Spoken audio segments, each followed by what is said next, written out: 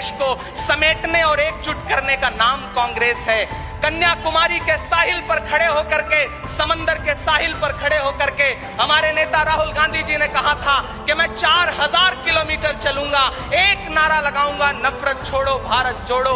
हम सारे लोग उनके कंधे से कंधा मिला करके, उनके कदम से कदम मिला करके 4000 किलोमीटर चलते रहे। मैंने देखे हैं राहुल गांधी जी के पांव के छाले, मैंने देखा है उनका बहता हुआ पसीना। हार तब होती है जब मान लिया जाता है, जीत तब होती है जब ठान लिया जाता है। हो सकता है कुछ लोग इस सफर में, इस मुश्किल सफर में छोड़ के चले गए हों, उन्हें नजरअंदाज करिए और एक नई पीढ़ी, एक नई ऊर्जा के साथ राहुल जी के साथ खड़ी हो। मैं तो कहना चाहता हूं कि कांटे गुल के साथ नहीं चल सकते हैं, बुज़दिल खुल के साथ नहीं चल सकते हैं। रास्ते में जो छोड़ गया उसे जाने दो, सब राहुल के साथ नहीं चल सकते हैं।